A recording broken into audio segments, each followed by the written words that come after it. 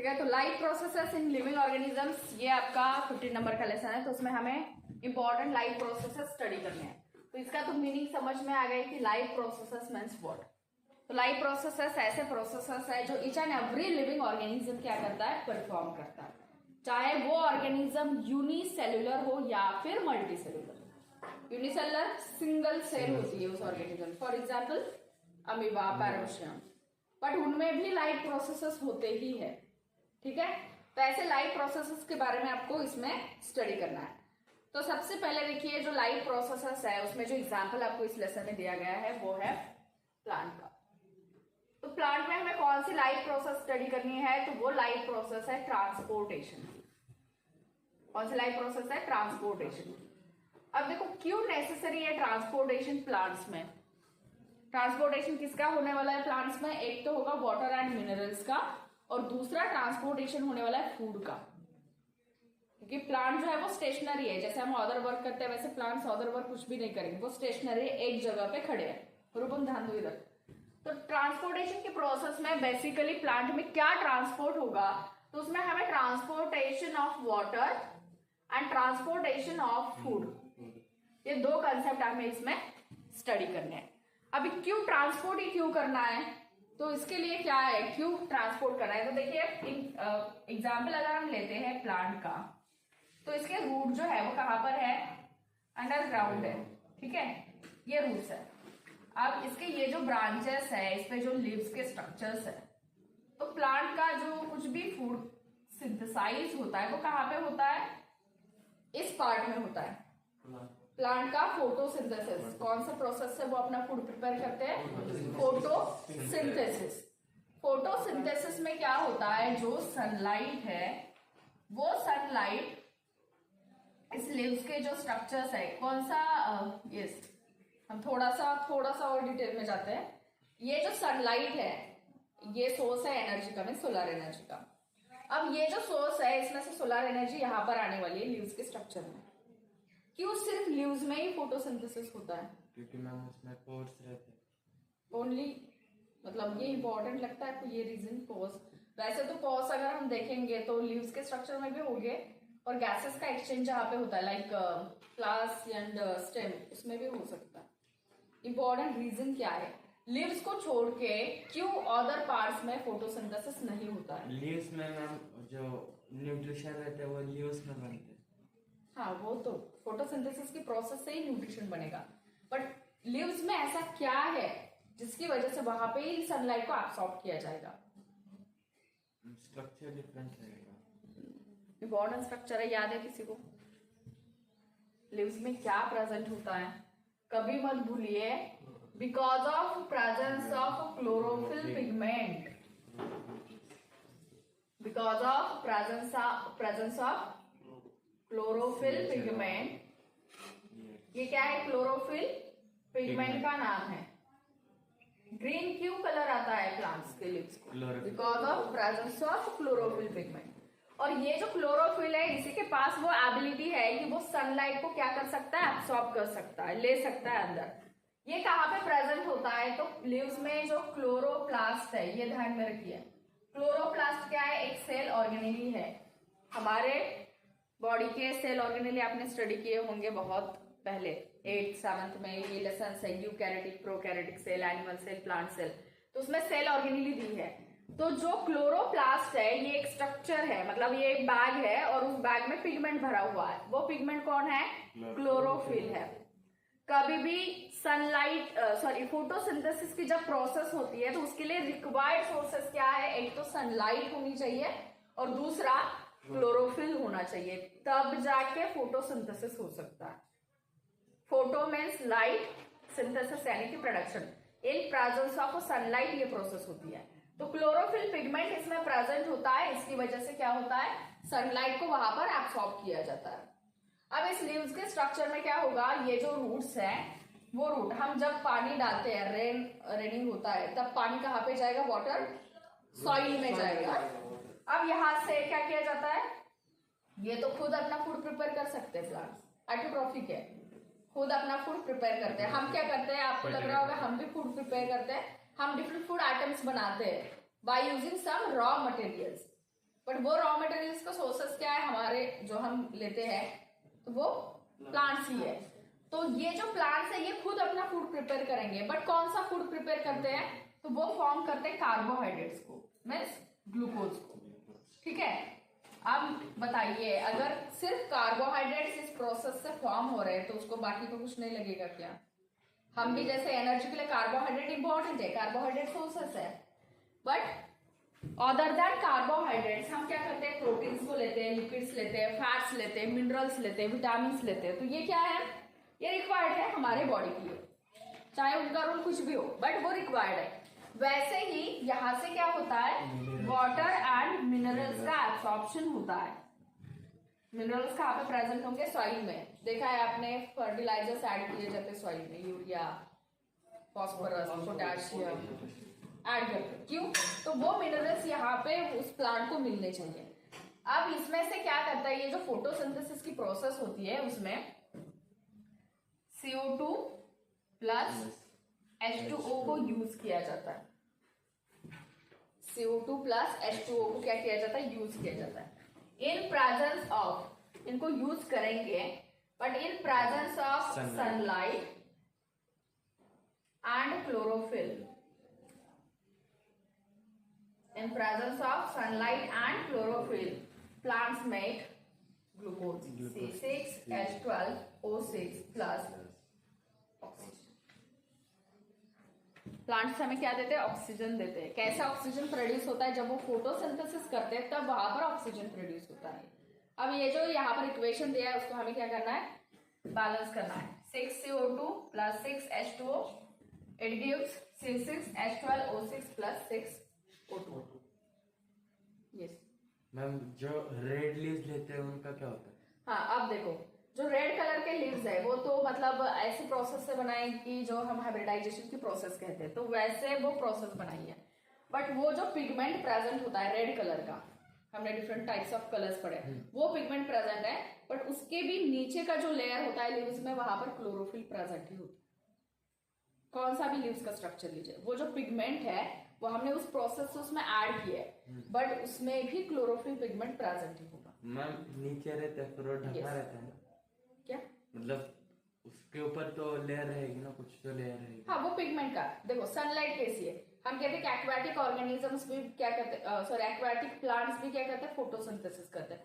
वो लाइट वहां पे कैसे जा रही है, ट्रांसपेरेंट, वो लाइट की रेज जो है वो वहां तक पहुंचती ही है, और बाकी का जो रॉ मटेरियल वो तो खुद उनको मिल रहा है, तो वहां पर भी फोटोसिंथेसिस होता ही है। चाहे हमने देखा ornamental plants mostly red brownish colour के अभी बनाए जा रहे हैं, तो उसमें भी क्लोरोफिल पिगमेंट प्रेजेंट ही होता है। ठीक है, तो ये कार्बोहाइड्रेट, तो ये सोर्स कहाँ से, कार्बन डाइऑक्साइड कहाँ से आएगा सिद्धार्थ, कार्बन डाइऑक्साइड कहाँ से आएगा प्लांट्स में,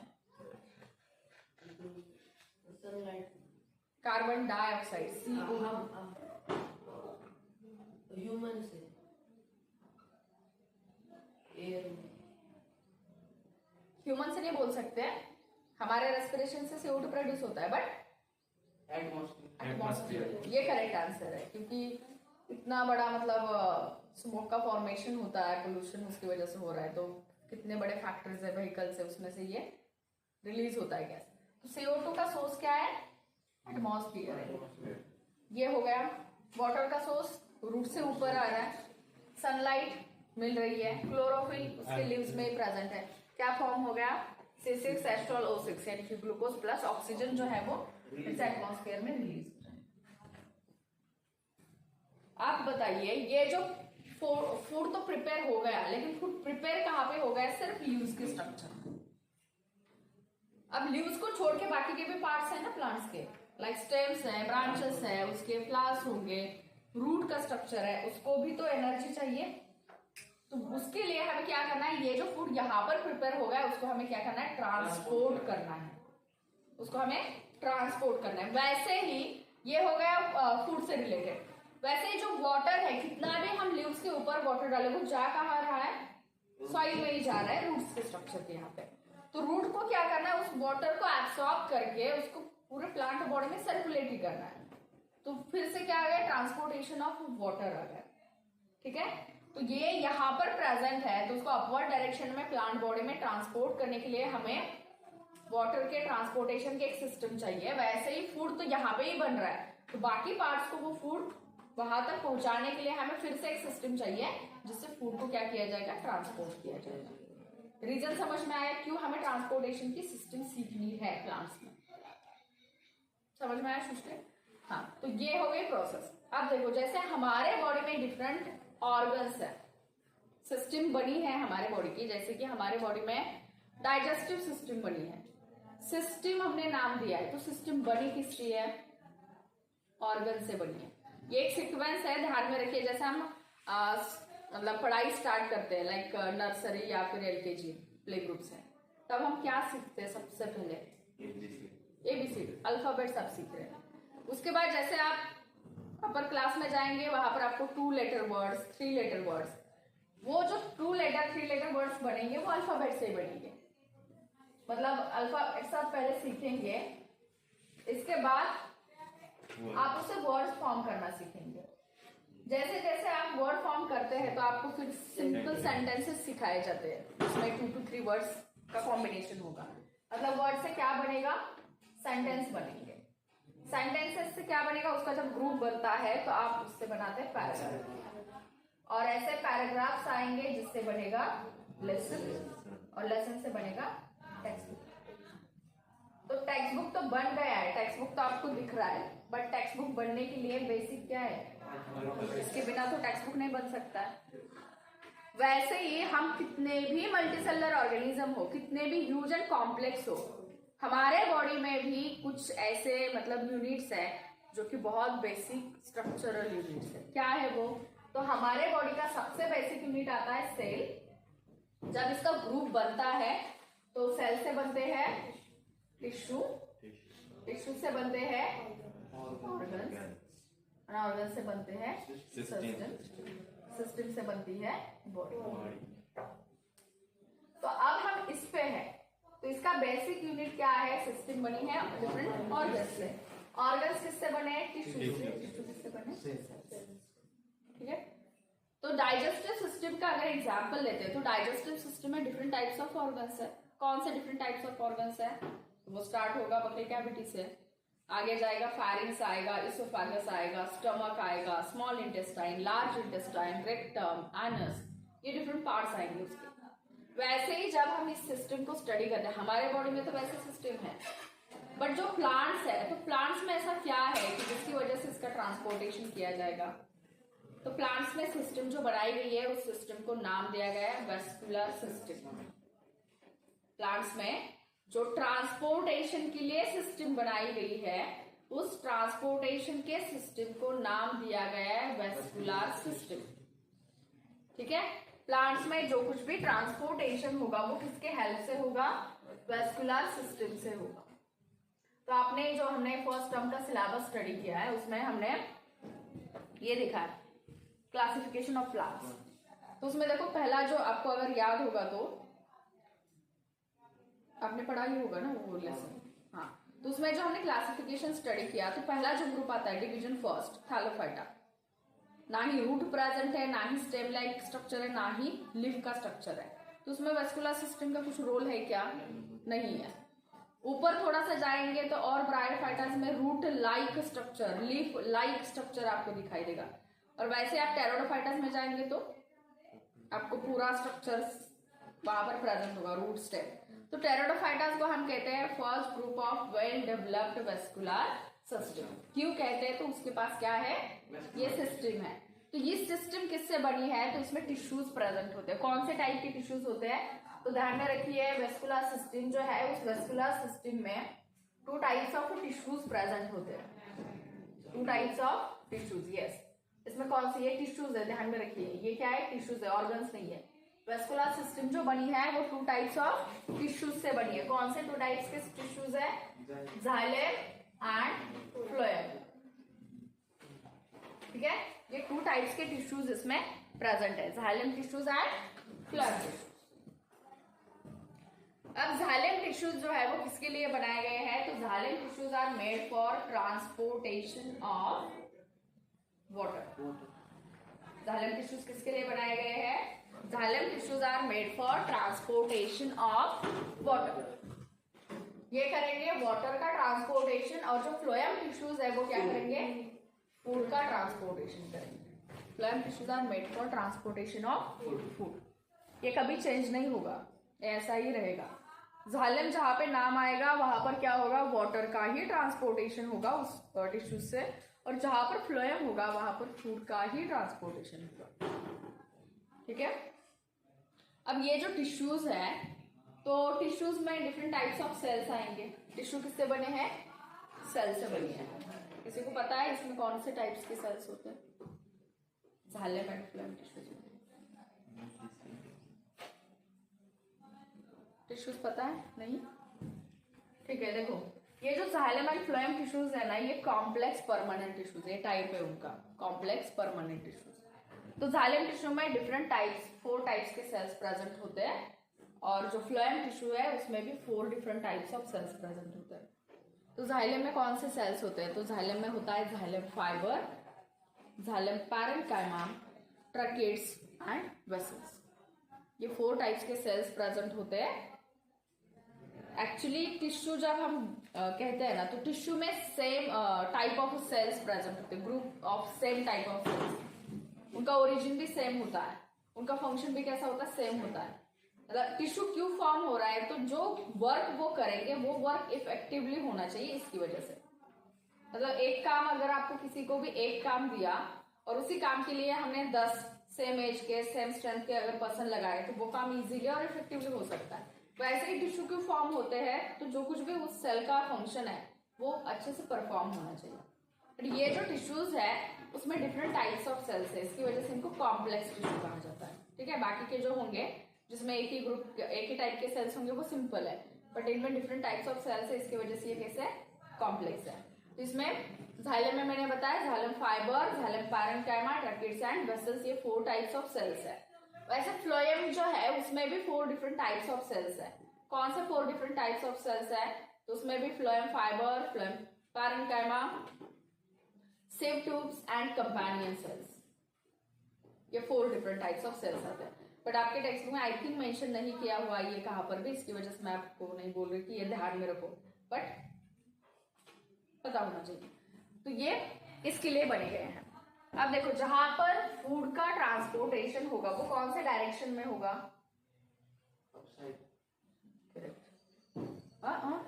फूड का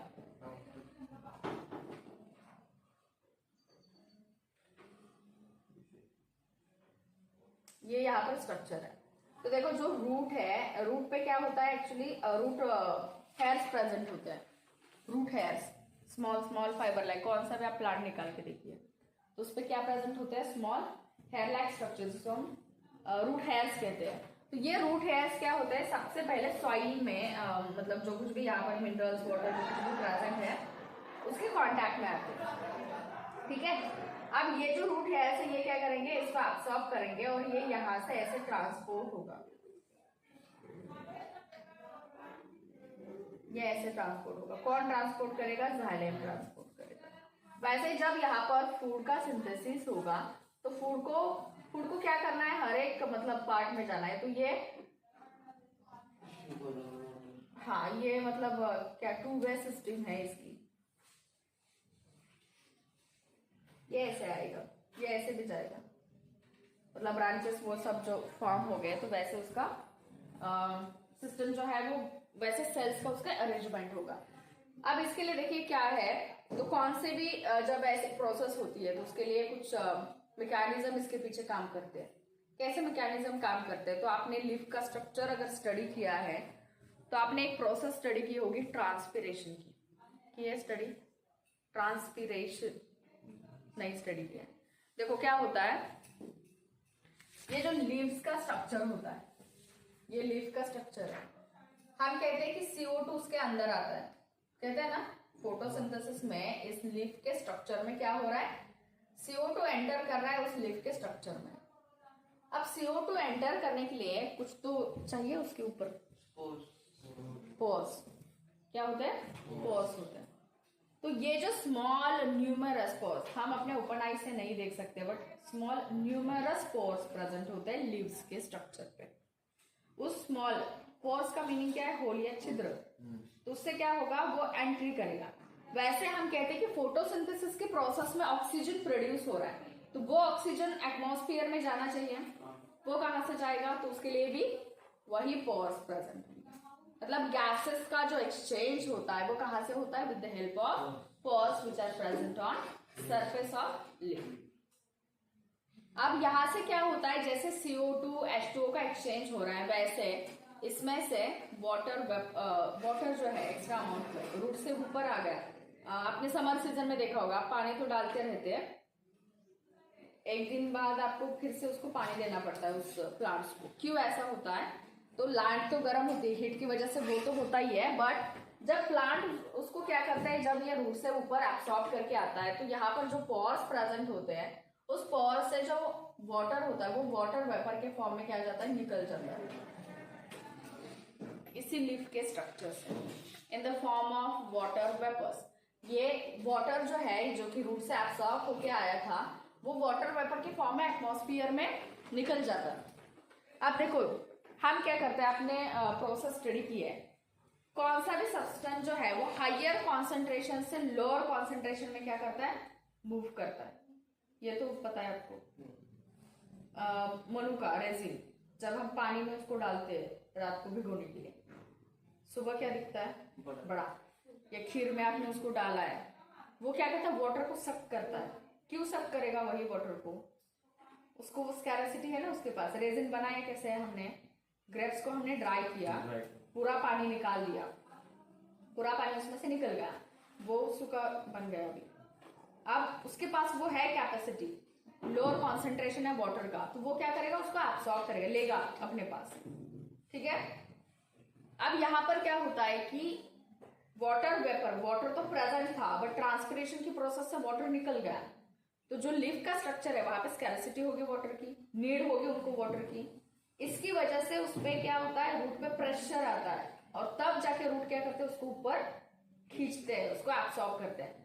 कौन सा भी जब कभी ऐसा प्रोसेस होता है तो उसके पीछे एक मैकेनिज्म होता है। कौन सी प्रोसेस रैंडमली कभी भी ऐसी कभी नहीं होती है।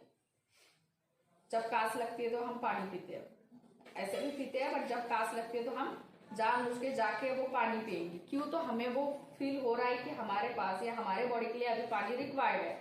तो यहाँ पर भी क्या होता है कि जो लीफ का स्ट्रक्चर है उसमें से जो वाटर है वो वाटर वेपर के फॉर्म में बाहर निकल के जाता है, जिस प्रोसेस को हम कहते हैं ट्रांसपिरेशन। आपको वो है ट्रांसपिरेशन। पूल की वजह से क्या होता है? वाटर अपवर्ड डायरेक्शन में मूव होता है। आपको ये भी आपने फिजिक्स में भी पढ़ा होगा कि ऊपर से अगर नीचे आप कौन सी भी चीज को डालेंगे तो उसके लिए फोर्स अप्लाई करना पड़ेगा क्या? नहीं करना पड़ेगा।